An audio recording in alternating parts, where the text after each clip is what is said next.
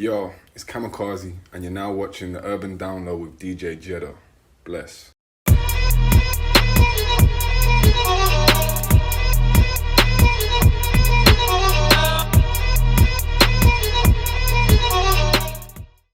Right. What's going on, people? I'm joined by Kamakaze, aka Cam Dog, aka the big dog in the scene, like Marmaduke, aka Lord Kama, King of the Midlands 0116, aka Cambodian Monk. What's going on, brother? I'm blessed, bro. How are you? I'm good. You seem a bit surprised at which about the Cambodian Monk alter ego. Yeah, no, you threw out quite a lot. Sometimes I get like 2 or 3. You had like 5 or 6, man, and some that are from times of old. So You got to bring them back now and again, man, just for nostalgia. But yeah, man. Now, thank you for taking your time out to speak to me, bro. Because I know you got a busy day, especially tomorrow evening. You got a game tomorrow, so I know that with it Solihull, right? You got that's a bit of a journey, right? Solihull away, yeah, man. Mid-afternoon, I'll be leaving to go up there. So yeah, and then I won't be back till midnight-ish. Yeah, that's a bit mad. So, are you staying up there? You coming back down the same day? Oh my god, bro. Yeah, man, you got love, passion for the game. I can see that, bro. But yeah, that's what I'm saying. Thank you for taking time out for your busy schedule. I know things are a bit crazy right now, but I just want to ask you, bro, like, how you doing? Like, how's things going with you, man? Just from a personal note, man. I'm good, bro. I'm very good. I'm happy, which is obviously at times like these probably the most important thing to take into consideration with what's going on. Obviously, I just recently started the journey of fatherhood, which has been congratulations, brilliant. Bro. Congrats. Baby girl, right? Oh yeah, and she's amazing, man. Like when you hear people talk about their children and you don't have any, you can't conceive in your head what they're talking about, innit? You can't comprehend. Can't relate. And some of the times we even kind of brush off what this, and they say stuff like, "Oh, my baby's so funny." And you're like, "How's a baby funny, man? Baby's yeah, that's. You know what? But, now you're making me think about it. I'm like, yeah, that's a good point.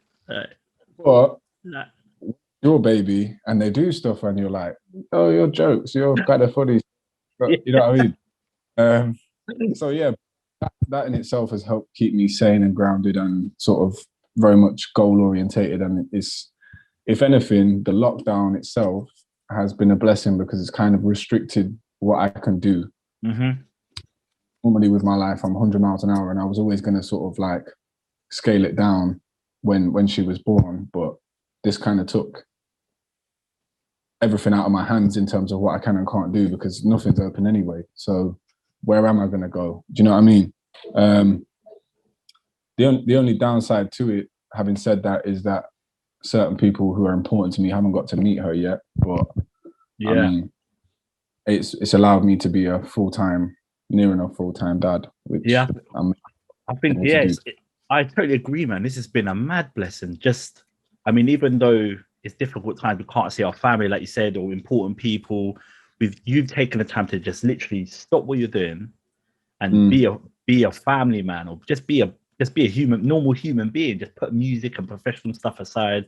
Just be a normal person, man. And yeah, it sounds to me. I mean, what's really nice to hear is that you said you're really happy right now. And one thing that you said is that you once said that you want to make lots of music, lots of football, but also lots of happiness. And I think that for you to say that right now is perfect, because not a lot of people can relate when they say that they're happy right now. Because a lot of people, especially within music, man, they're suffering. Like, people are like, can't find their outlet to express themselves, musically. And you've been able to, through a kind of different kind of avenue, I guess, being a new father. But I mean, from a mental health perspective, like how has it been challenging, or has it been? I know you said that it's been easier with becoming a father and you've been happy, but what about the other elements of your life, about your musical stuff and your footballing career as well? Has that been tested? So, yeah, most definitely. Like the football side of things, on a personal level, this year I've had a hard time. I haven't played a lot of games, and I'm not here to talk about why, because the why is not important. But it has been difficult for me, especially being someone who's, for the most part of their career, played week in, week out, wherever that's been.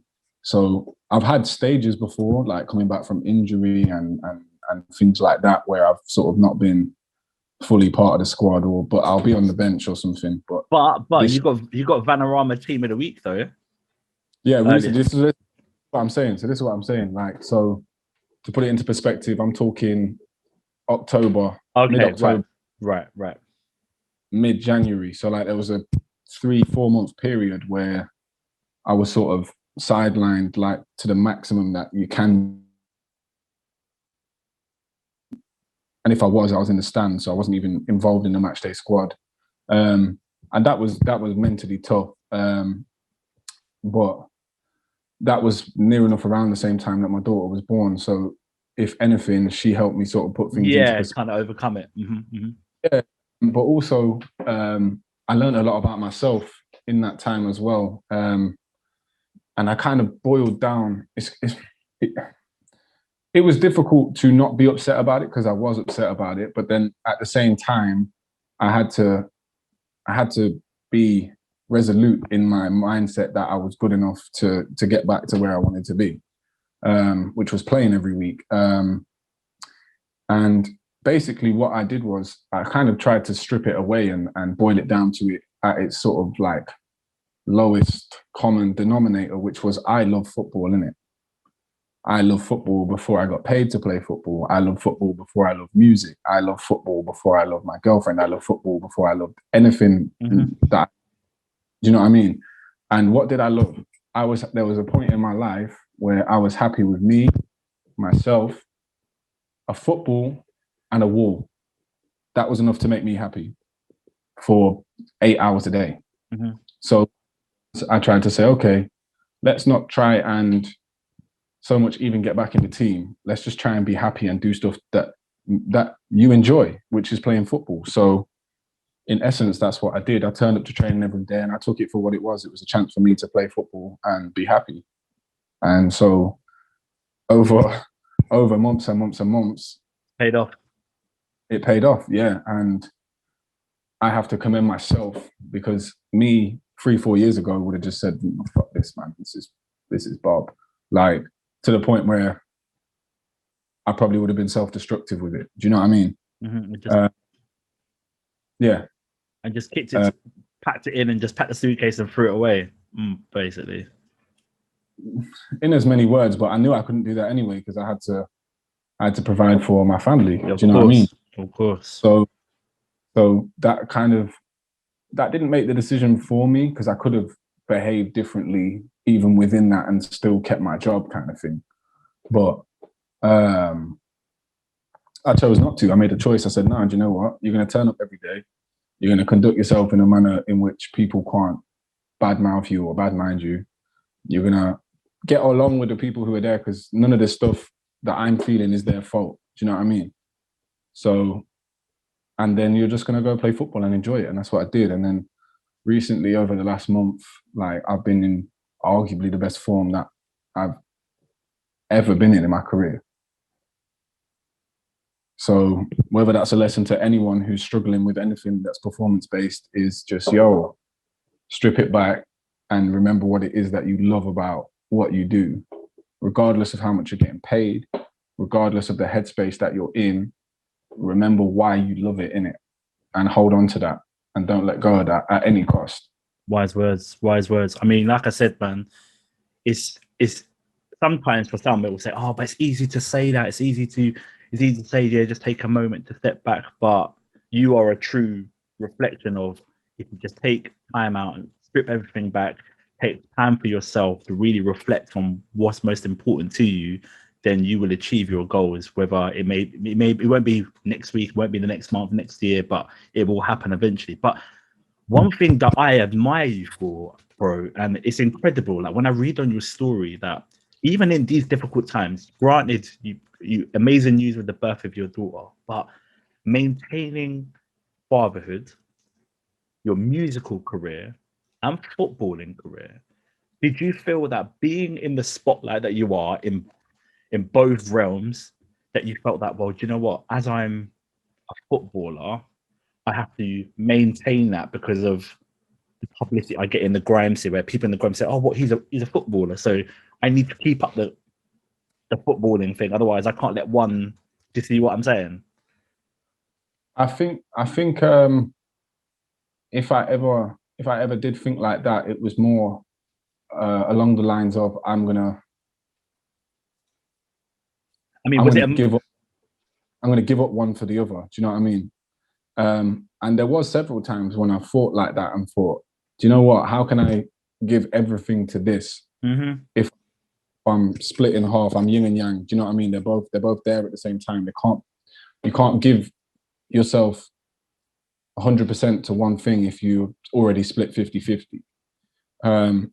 They're the only times when I've considered it, and I never thought that either way it would be detrimental. If I stopped rapping, it certainly wouldn't be detrimental to football. And if I stopped playing football, it certainly would. I personally think it would be an advantage to me musically. But I've found a way. I don't know. They are almost like yin and yang. Whenever one of them is going worse, or I feel worse within one of them, the other one will pick me back up or level me back out. It's like uppers and downers, brother. I've never done drugs like that, but you know what I mean? Some people need to pick me up and then they need a thingy. You know what I mean? You level out in the middle somewhere.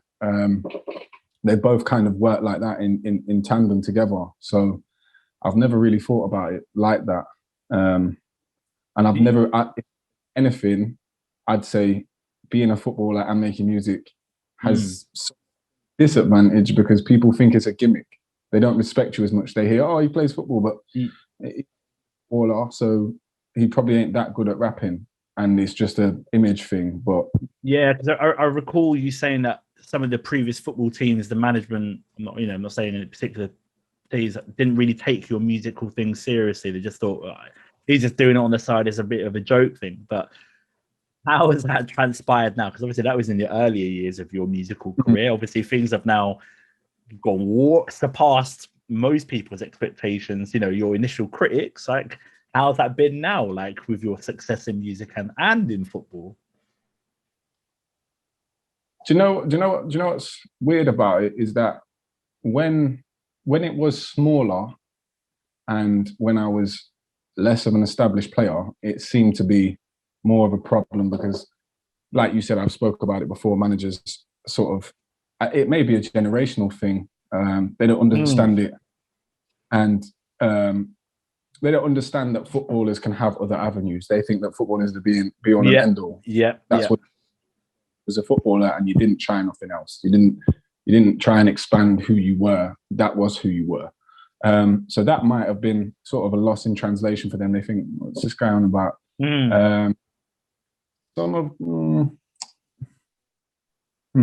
I'm going to tread carefully what I say. I might even skip that part. But like, there was certainly an element of, do you know the really old, you know the term wigger? I was going to say. Yeah.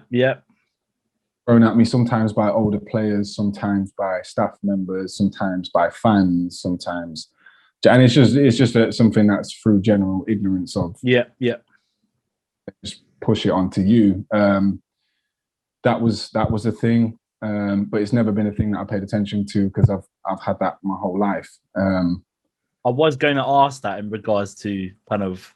I'm not going to go into detail because, as I said, this is not the place for it. But that must have been challenging as well because a footballer embracing an urban culture and style of music, and you're flourishing in both. You did say that you did encounter that kind of, ignorance or whatever, but you looked past it. Was it easy to look past it? Just brush it off? The ignorance part and stuff like that, yeah, because like I said, it's something that I've encountered within the scene. It's more of a young thing, to be honest. It's more of a young thing. When you was in school, them kind of things, they're the labels and the names that you got given. The thing that was harder to get past, especially with a younger mind frame, was fans thinking that you were distracted by it. So they would say, oh, say if you had a bad game, it would be, it's because he's off at studio, or it's because he's trying to be a bad boy, or it's because he's too focused on recording or writing or whatever. He's not bothered about it. When you're younger and you're trying to prove yourself, and it's coming from a place of passion within you and within them, they're distraught at the fact that their team's getting let down by a player, and you're distraught at the fact that someone would target you like that and blame it on something other than just having it. No one wants to play badly ever. So you taking it to a place outside of football is then personal, and that's hard. But like I said, like it's a time thing now with who I am, and people like when I join teams or when new players join, they already know who I am, whether it's because of football or whether it's because I'm. Oh yeah, I've heard your thing. Or even opponents. I remember I played a game once, funnily enough, at Solihull. I don't know whether it was like a wind-up tactic or what, but they were playing one of my tunes in their dressing room before the game. Oh, okay. Yeah, but the thing is, I know the lad who done it, and he is actually a fan of my music. But it was obviously a technique to sort of. But you are. Yeah, to a degree, I feel, and that's fine, man. That's funny. I don't care. Like, but now I think it's more so being comfortable with who I am, more than anything. Because, like I said, when I was younger and in a more of a mind frame where I felt I had to prove myself, probably in both, trying to prove myself as a legitimate MC and trying to prove myself as a established player. They were things that you did get distracted by and listen to the outside noise. And as I've grown older and learned more about who I am, I'm more comfortable with it. It doesn't faze me. And to be honest, a lot of fans now will message me and say, "Oh, we heard your new song, by the way. It's really good." Or like Dagenham, quite a few fans will message me and say, "Oh, I think that's brilliant," or this, that, the other. Old fans, there's been a few from Luton and so on. They'll say, "I remember when you put on your shirt, and we still listen to this song and that song and all these things." And it's nice because I'm a person, innit? I'm a human being. I'm not just a footballer. It's nice to know that they connect or are trying to connect with you on a level other than I watch you play football. I mean, it's beautiful to see. You, as you said, that you've got your fans connecting with you on a personal note. When I look at the comments on like social media, YouTube, all your videos, your musical videos, I'll see comments from fans, football fans, like, "I'm here because, because of Dagenham and whatever." And it's incredible to see that now, as you said, it's taken some time for the transition for, once there was ignorance where people would just focus on you as a footballer and then didn't embrace the musical side because obviously they didn't take the musical side seriously. Now, because things have basically popped off, that people are now embracing you as this. I mean, I'll be honest with you, man, a lot of people look up to you, and I don't know if you acknowledge this or not, but they do, because aside from the fatherhood, which many people don't know, you are managing effectively 3 professional full-time jobs simultaneously at the same time. I mean, I could manage like 3 full part-time jobs at the time, but you're basically doing 3 in one go. I mean, I don't know how you're able to just switch onto that, or switch that off, switch onto that, or but at the same time, you're still maintaining, your blessing, which is a fatherhood as well. Like for me, I have to sit back. When I was doing my research, I was thinking, I don't know how you do it, man. But I know you did say that you've got to take some time and to focus on yourself. But to simultaneously switch on all 3, like, is that difficult? Is that hard? Just switch off and do that, and then as you said, you're going to come home at midnight. You're going to be family man again, and then I don't know how it is in terms of how you manage your music. I mean, how do you do that? Like between the 3, so to speak. Strict. I have to be strict. I'm not going to lie; it is difficult, but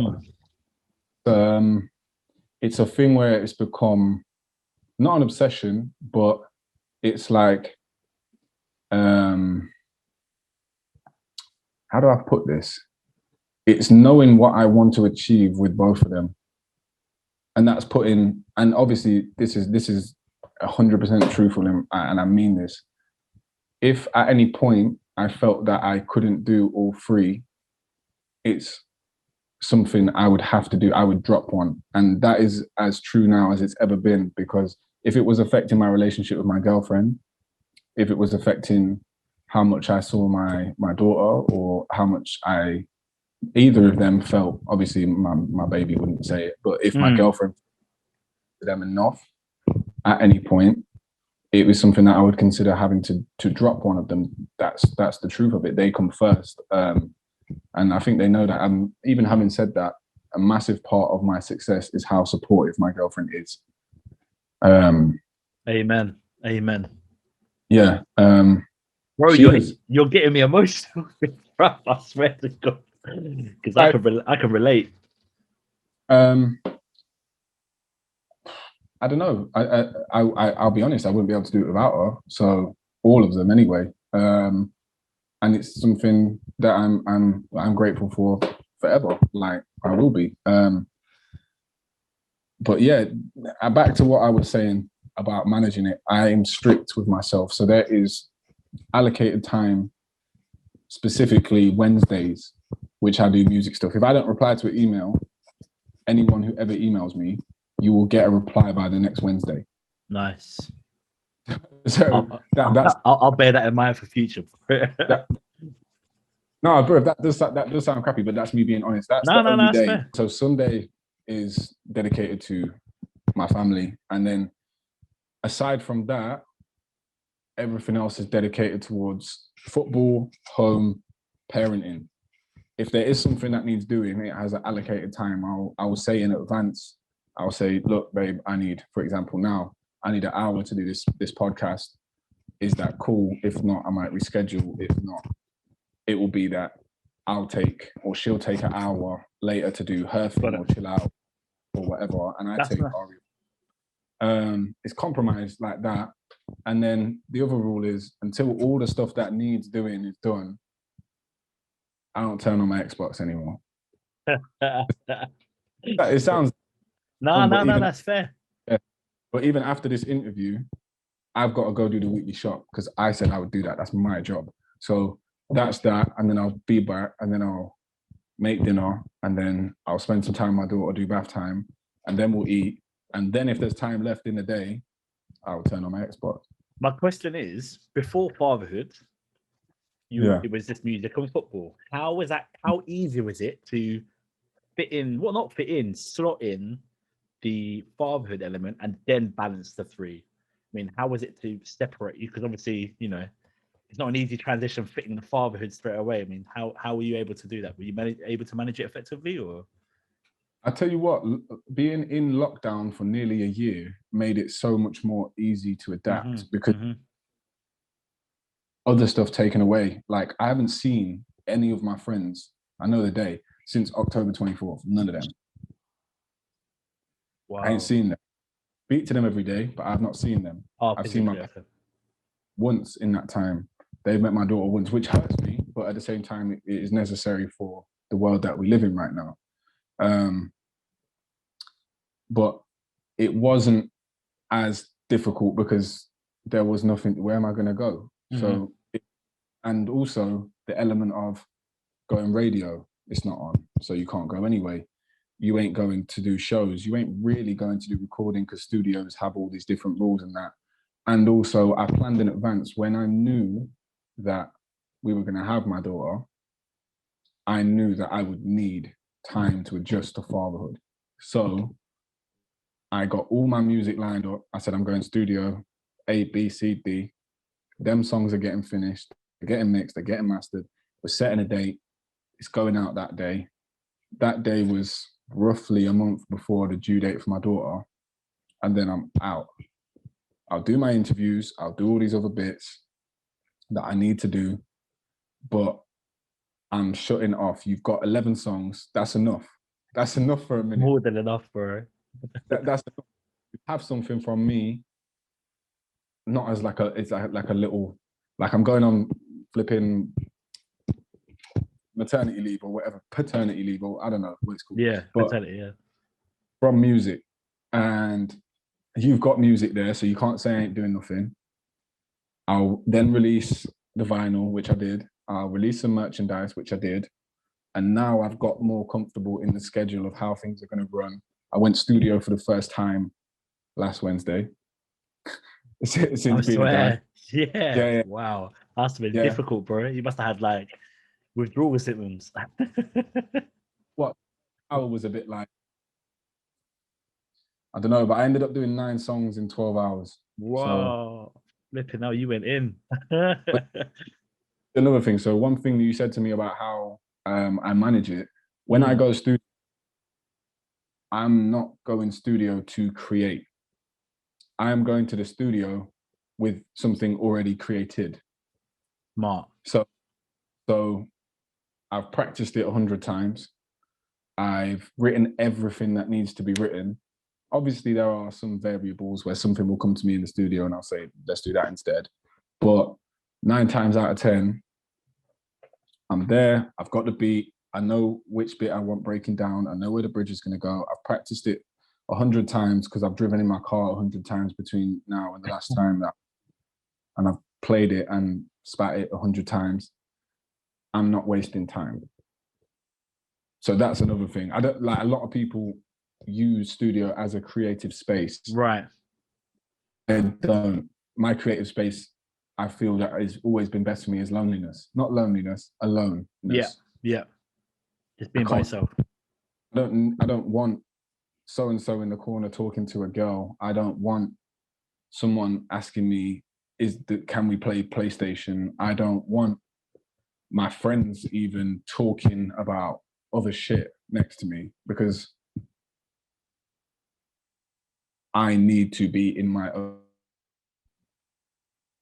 You know what I mean? I need to be here. I don't need to be everywhere. Yeah, 100%. Yeah, man. I mean, you're there, you're in the studio for a reason. It's just to focus on channeling whatever you've got, what you've created into your work. You mentioned about the 11 tracks, and I want to talk about that a bit later on, which is Memories Over Money, which is a fantastic piece of work. But this segment, and I know that, there's been articles about Kamakaze and things like that, and I just want to touch on that just for a second. Obviously, Kamakaze was spelled incorrectly by you. It is what it is.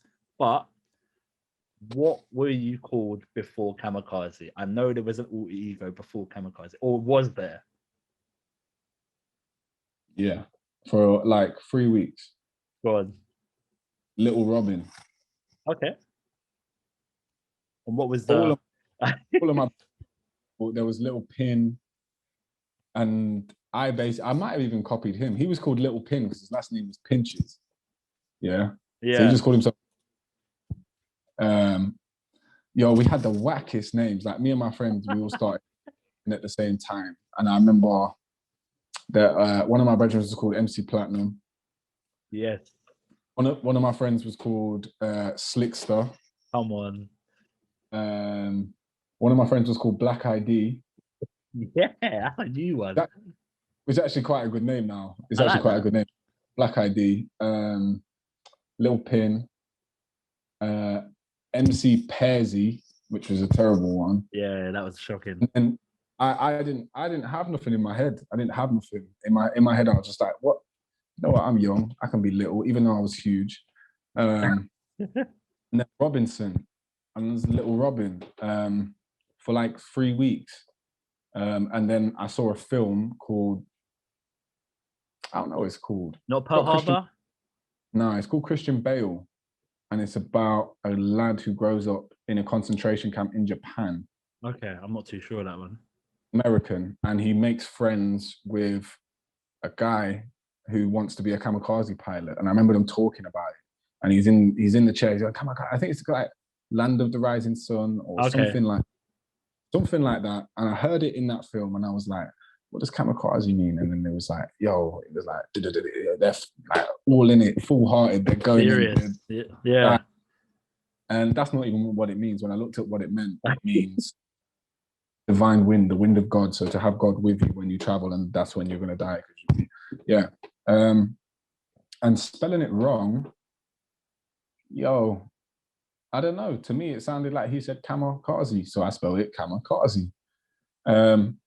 Do you know what, to be fair, it's worked in your favor, man, because like you said, and you've still written in, you've said previously that once you put Kamakaze in Google, you'd only see the plane. But now when you put Kamakaze in, reels of articles just purely about you. So benefit, it's a blessing, man. Eminem fucked it. Eminem Huh? fucked it. Eminem, he fucked it up for me. Go on. Because obviously he named his album Albert Kamakaze. Kamakaze. Kamakaze rap or whatever, anything like that, that comes up before me. Yeah. Oh. The bar where I said it on Road Rage 3, I've come a long way. Now my name comes first in a search engine. And that was true because for a long time it didn't. And then I was like, one day I was like, and it was like, Kamakaze, JDZ Media, Kamakaze, Fire in the Booth, Kamakaze. And I was like, yes, fuck you guys. Yeah. And then Eminem fluffed it for me. So yeah. I think now probably you will still get him over me if you type in Kamakaze rap, even if you spell it like this. But being honest, eventually I'll probably transition my name to just Kama. Okay. Because I actually prefer it phonetically. I like the way it sounds better. Yeah, it's shorter. Yeah, 100% easy on the tongue. And I don't know. I feel like like with Gets. So he was Ghetto, and then he was Gets, and also he's just with age. He's kind of just over time. Just thought, you know what, Kamakaze feels a bit childish, and also to some, it might even be slightly insensitive. True, that's a good point. I didn't think of it like that. You mean from the Japanese connotations of what it actually really means, or okay, yeah. So you mentioned on Pearl Harbor, like some people in America might be like, well, that's kind of fucking offensive because my granddad. I know that's a very incredibly small minority, but people are very patriotic. Of course. So something to think about. One time you might just see a release and it just says Kama, it doesn't say Kamakaze. Fair. How important is BLG to you? Very. It's like saying how important is Nasty Crew to Kano, like, or how important is Boy Better Know to Skepta. For those watching, what is BLG? Well, what did that mean to you? Who were they? Who are we, rather? BLG is Beneath the Looking Glass, which is a crew of collectives that was just me and my friends when we were like 16, maybe 15. Started linking up, and at the time, like where I lived in Leicester, there wasn't any MCs, there wasn't no studio, there wasn't no producers. My friends were just skateboarders and stoners, not really even footballers. Who loved hip hop music and rap and grime and all that. But collectively, my friends liked music, but they weren't particularly talented within it. They weren't ever going to be rappers. And I met a friend of mine, Kwame, who's gone by various different pseudonyms over time, but most recently, Nelius.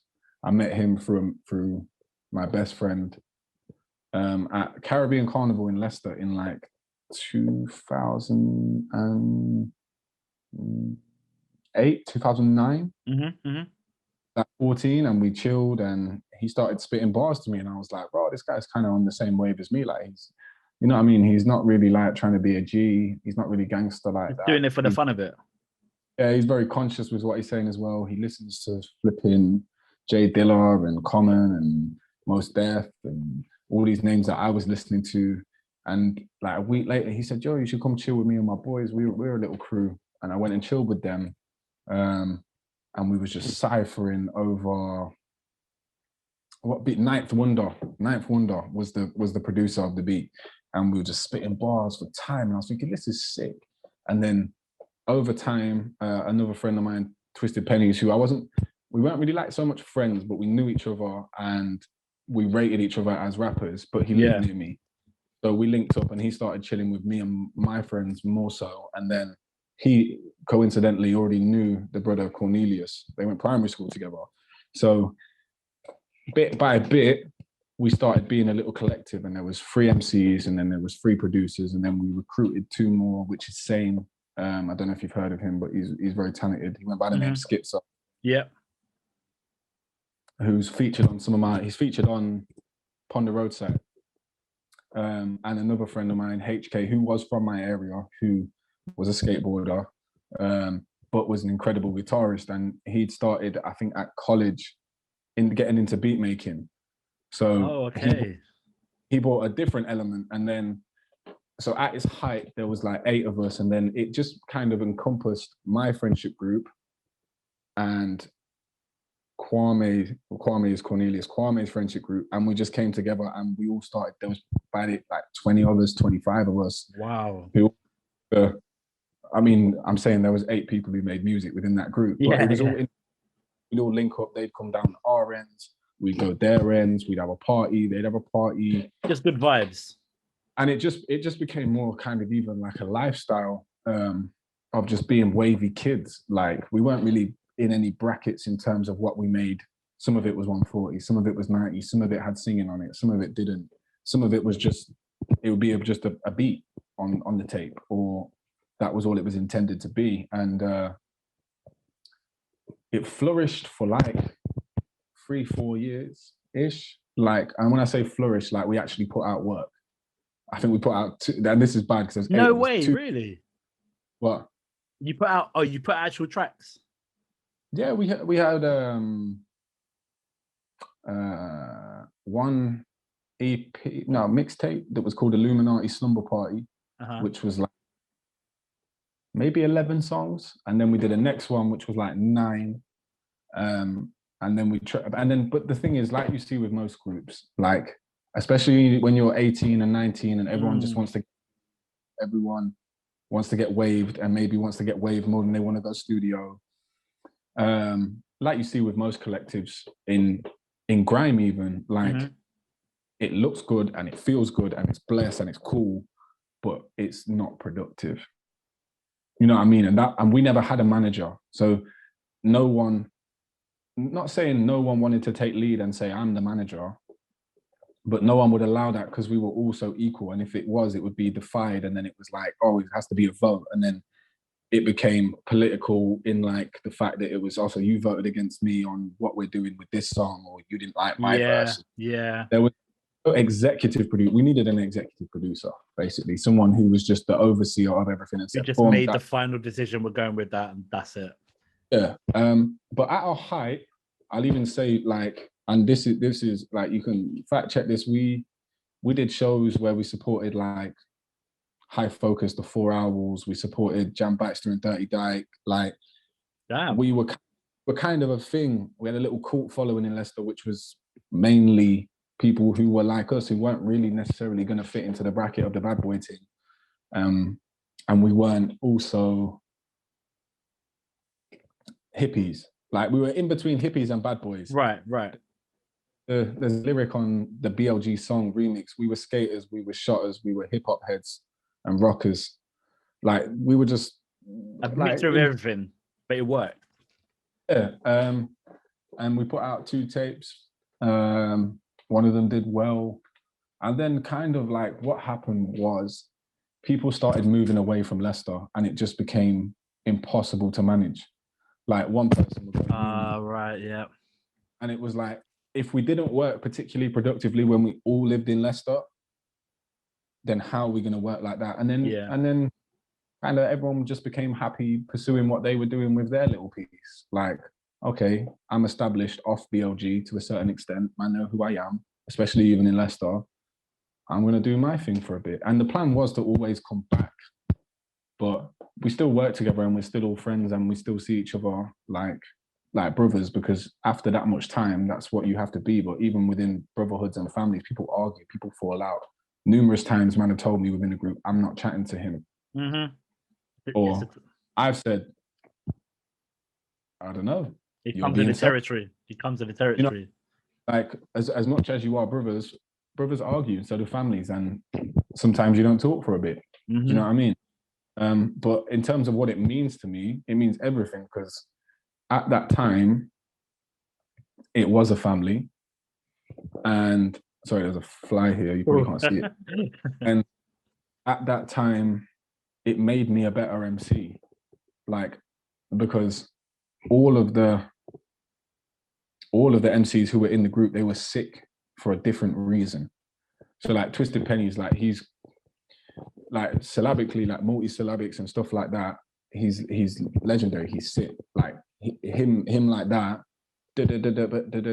like on a hip hop beat, probably one of the best. And he was, how do I put this? Like he was quite out there with what he spoke about. Like it was not many people's minds would work like his. Right. He was a cut above the rest in terms of his thought process and his bars and just like his imagination more so. And then there was Sane, who liked to be a bit more melodic, but was a bit more rough and rugged, but could sing as well. Like his subject matter was a bit more rough and rugged and to the point, but he could do it poetically. And now he does a lot of spoken word stuff. And okay. And then there was Cornelius, who was kind of like you could listen to Cornelius and you just nod your head and you're just like, yeah, he's always on beat. He's not really like the most technical, but you listen to what he's saying and you're like, yeah, that's true. Yeah, that's true. Yeah, that's hot. That's true. And it's like somewhat easier to follow than what everyone else was saying. Do you feel that your BLG members, the way that you each said that they had their own unique style, do you feel that's had an influence on the way you've been able to with your music to this current date, or are you still just your own self? Or do you still see little traits of themselves in your music? Most I would never look at a song and say I want to write like X, Y, and Z. But the way that I approach music and the freeness that I do it with definitely stems from who we were as a group. Do you know what I'm saying? Yeah. Like who we were and what we weren't afraid to say and who we weren't afraid to be definitely reflects in me, because I've always been, I mean, I don't know any other MCs who sound like me on any, or I don't know any other MCs who sound like me over such a diverse amount of genres. Like, i.e. memories over money. But yeah, like, so I've always been me, but I've always been doing that. So even before BLG, I was an all and out grime MC. Then my musical taste evolved into, I like a bit more realness. So, and I'm not really on the bad boy thing, which is what grime was then. I'm sort of gravitating more so towards sort of like a bit more soulful hip hop, and the beats kind of allow you a bit more room to speak your truths and stuff like that. So I then went into that. And then all of that is part of who I am. And BLG is a massive part of all of that. So after BLG, was the JDZ Media, the Road Rage Freestyle, was that after that? The kind of the BLG kind of thing? I mean, bro, obviously I know we're pushed for time, but I just want to talk about that. But 3.7 million views, people are still looking after what? I think it's 6 years now it's been up. There are people commenting to this day. People are still actively going back. I think comment from like yesterday. People are still going back just to look at that freestyle.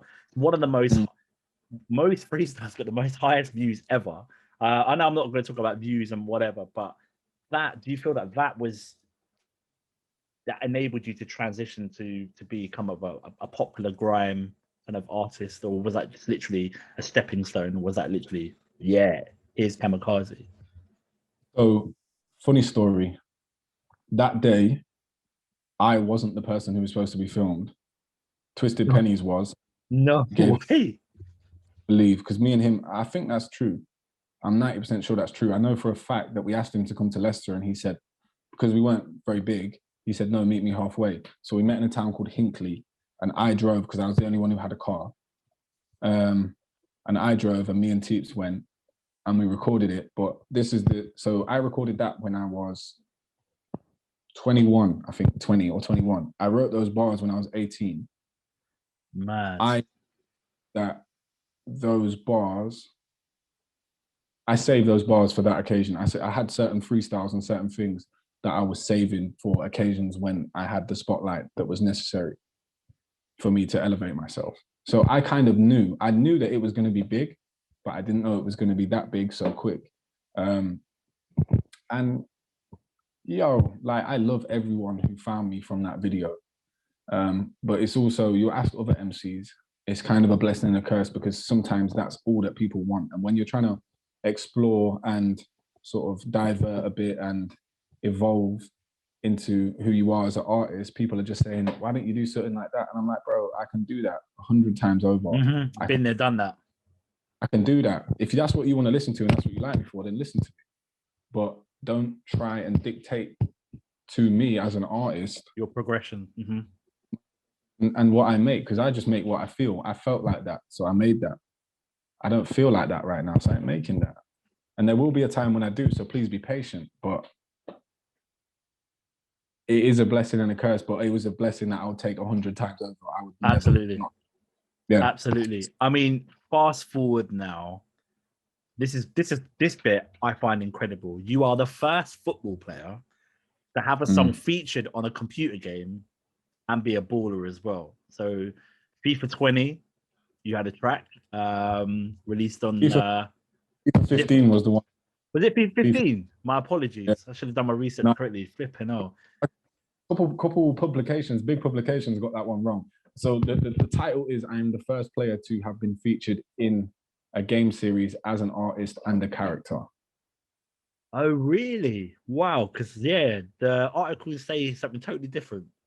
That's nice. So I was on FIFA 15 playing for Luton Town, yeah? And maybe FIFA 16 as well. But I was on loan, but I probably did have a character on that game.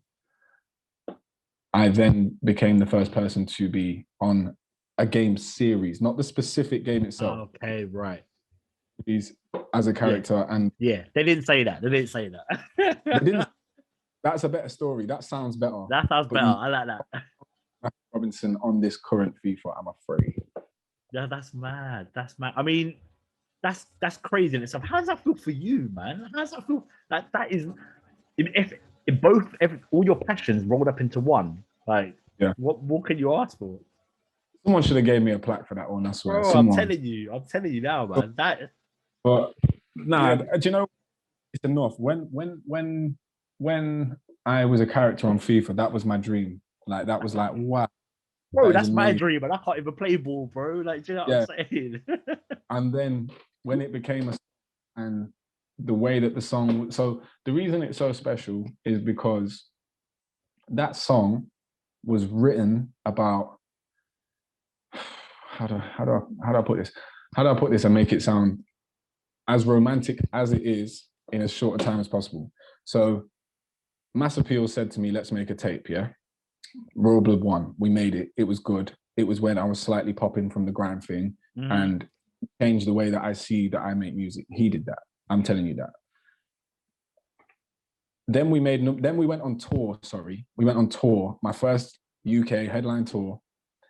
And he was my DJ. He was the warm-up DJ. That was the Weatherman tour, right? Weatherman tour, yeah.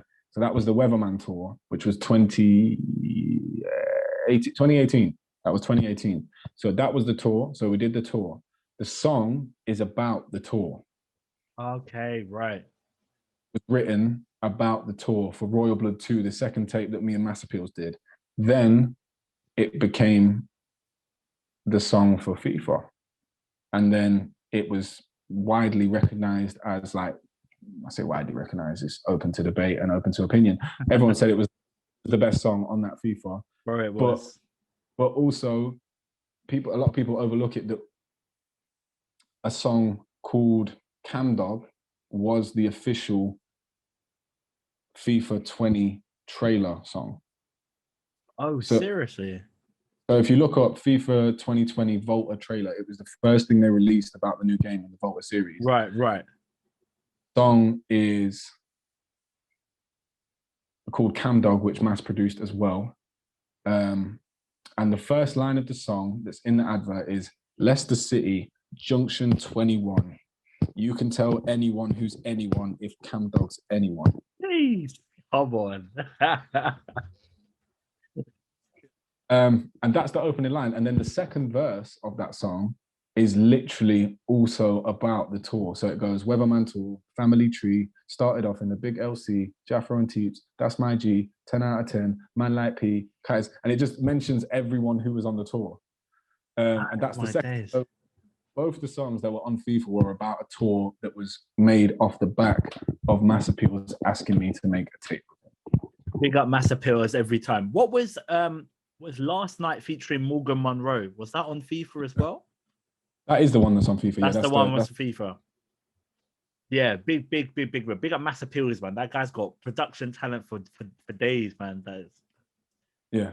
No, I'll never stop singing his praises because he changed the way that I see myself as a musician, and he changed the sound that I make. Almost single-handedly. He never changed what I wrote, but he changed the way that I approached how I write. Okay. Did he do that consciously, or it just naturally? He said, "Yo, to this man," or "Why don't you spit me something that you wrote and I'll make a beat around it?" Or "Why don't we go for this sound?" Or do you know what I mean? He because he's such a talented musician, and I mean that in the full definition of the word musician. He sings, he writes, he plays various instruments, he does everything. Because he's so talented, he can adapt to who he works with. Right.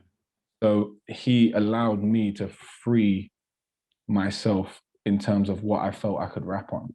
And you never, not that you couldn't, but you never thought about doing that before. It was, I'm guessing, little thoughts here and there, but it was just the synergy of Mass Appeals and Kamakaze. It was just like the connection, I guess. That's the only way to put it. Yeah, it just worked.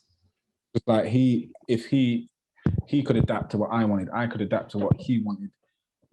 If he knew that something was probably going off track in terms of how it was supposed to sound or what I was writing, we'd just say, no, this isn't working. Let's do another thing. And we just kept the ball rolling at all times. And so, yeah, so big up Mass, man.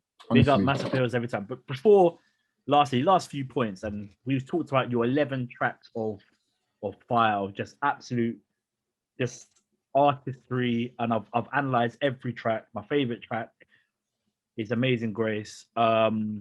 And I think, thank you, bro, banger, because I don't know how to explain it, bro, but the vibes from that, the actual rhythm, it just flowed well, and I can't even explain it. I could just sit back and I was like, yeah, man, this is a vibe. Why did you say that? Have you received not criticism? People are like, nah, man, like, this is your favorite track, but for you personally, I'm assuming Amazing Grace is yours.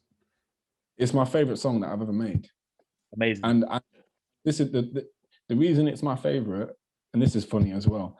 It was originally on a different beat, right? Really? And we made the song, and we spoke to the production team who made it, who were in Toronto, and they said we need £2,000 advance and 50-50 on everything for the beat. Wow.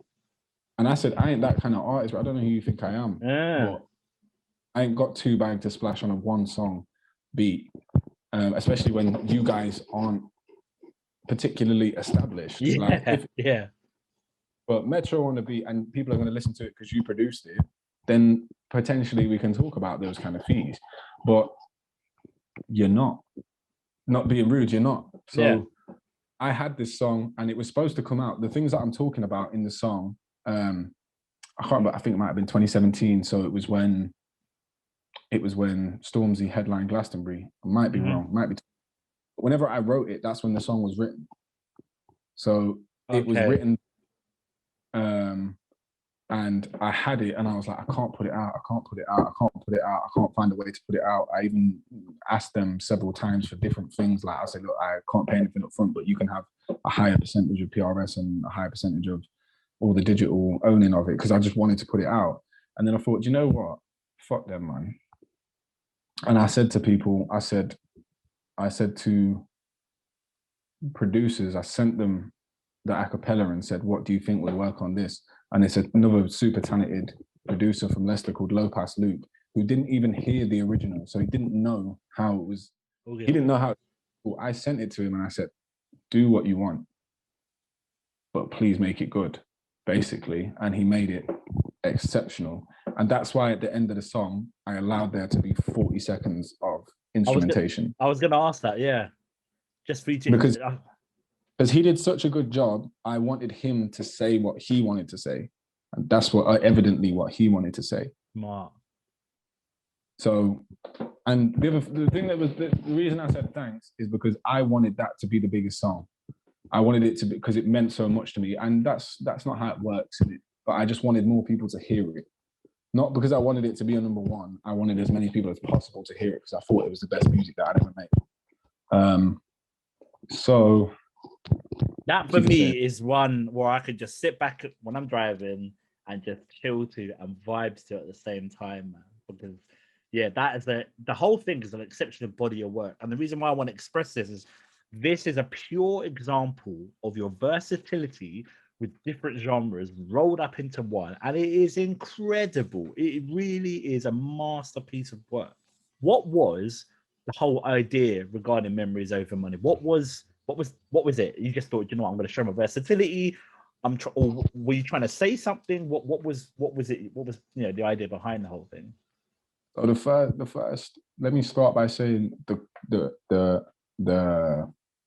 phrase "Memories Over Money" was created when me and my friends went on a holiday to Berlin, and I think we didn't have a lot of pee for the last night we were going out, and we were like, oh, but what if something bad happens, or we need to buy food tomorrow, or some shit like that, and we were just like, you know what, fuck it, bro, memories over money, man, let's just go have a good night.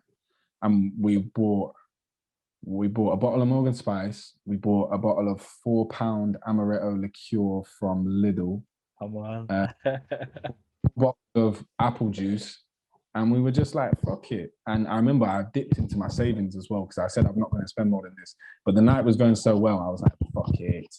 Let's like, memories over money, man. Let's have this last memory. Then the same group of people who I went on that holiday with, we then went on holiday the next year to Toronto, which is where Upon the Roadside was recorded. And that was 2016. So that was maybe the first song that was recorded, 2016. Mm-hmm. And Kreuzberg Raver is about going out in Berlin. So that maybe came first, 2015, maybe. Yeah, that one came first with 21. And then, because obviously I wrote 21 when I was 15. Mm-hmm. But yeah, so that was written before that even. So the whole process was 5 years, but they were all, they never, it's not that they were intended to go together, but they didn't fit anywhere else for me in terms of what I was releasing. And they just gradually over time, there'd be a thing that happened that I thought, that's what I should talk about. And that's what I'm going to talk about. So we talk about that. And then over time, there was just this sort of like little back catalogue of songs that never really fitted anywhere with what I was. And over time, they just became a catalogue of memories and things like that. And then in 2019, I met Swick, who's a producer from Australia, Melbourne. Big up Swick, big up Nina as well, because she's the person who connected us, Nina Las Vegas, a big DJ.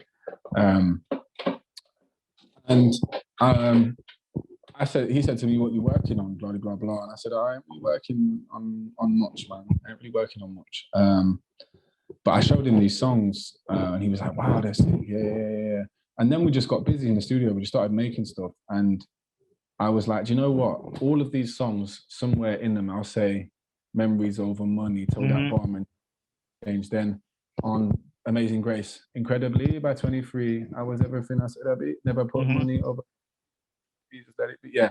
And then it kind of became a running theme in these songs that what I was talking about was cherishing your memories and not worrying about money and spending of money, because your memories will live with you longer than the money will. 100%. When you die, the memories that you have will live within the people that you shared them with. Definitely.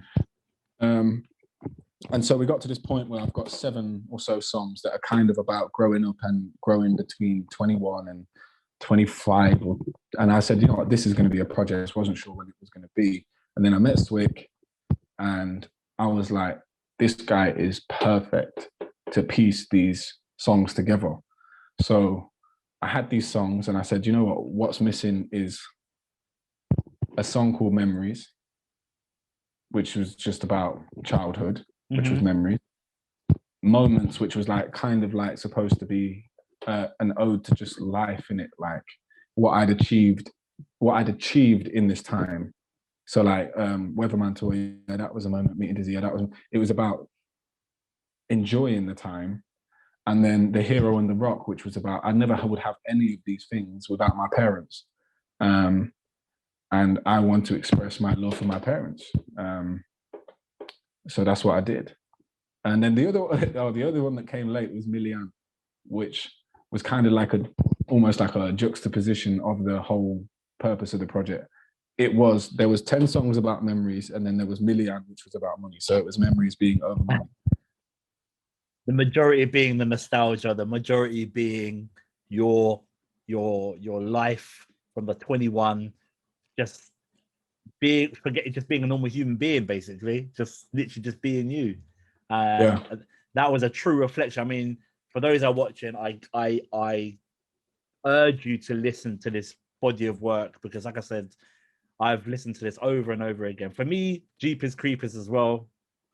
The old song, fairly old song, as well. I think 2017. And the reason tape as a whole is because a lot of the songs are old, and I play them in 2020, and they still mean the same thing. Still relevant. People, while we're talking about memories over money, we do have. I was just about to mention it because you've got this on wax as well, bro. This is the sickest thing, because you've always wanted to get your music on wax, and you've got it on wax, bro. Always, and that's really weird, because that's kind of about my dad. My dad only ever really bought records. He did have CDs, but he had a big sound system in my house, and he used to play reggae and soul and hip hop as well. And I was like, do you know what? I want to have a day where I play my music on my dad's record player in the front room with him. And you mentioned your dad, because obviously your dad listened to a lot of soul and reggae, and I think one of your lyrics was, "Since you were knee high, it was Barrington Levi." I think was that kind of a link between that? So you obviously had. Yeah. So the whole scheme of the writing is about my dad's influence in music. I'll be the truest but doest, every genre influences, so my flow is so fluid. And since I was knee high, it was Barrington Levi, and even then I was 3 feet high and rising. And obviously 3 feet high and rising is a De La Soul album. Yep. So being knee high, I was probably 3 feet high. I was 3 feet, surprising. And then there's and when I was a young and doing the hokey cokey, my dad was putting me onto some Otis and Smokey, you know me. So it was an ode to my dad's taste in music, basically. How does it feel getting your music on wax? I mean, like I said, yeah, people say, oh, it's easy to do that, but your own body of work there in front of you. I mean, once again, you can cop that for your Bandcamp, right? And all your merchandise as well. Yeah. The t-shirts are nearly sold out, so if you want one, it's there's only about, I can look in a box, but there's probably about 10 left. And then I'll be honest, the records probably won't sell out anytime soon, but they're going to be there for a long time, and it don't matter the year if it's timeless. So if you want one in a year's time and you find exactly. Bro, I just want to say, look, thank you very much for your time today. It's greatly appreciated. For me, this is one that I've wanted to do for a long time, because it's a breath of fresh air to speak to someone who is also within the grime scene like myself, but also has an alter ego and manages that effectively and balanced as well. So especially during these difficult times, you are a true testament to yourself and to a lot of people who look up to you for motivation, especially during these difficult times, and that there is light at the end of the tunnel. And if you put your mind to it, as he says, strip things back and take a seat and just reflect. Yeah. You can put your mind to anything, man. So yeah, man, honestly, testament to you. Should applaud to yourself, man, because it's not easy. And if anything, I'm proud of you, bro. I'm proud of you for what you're doing right now.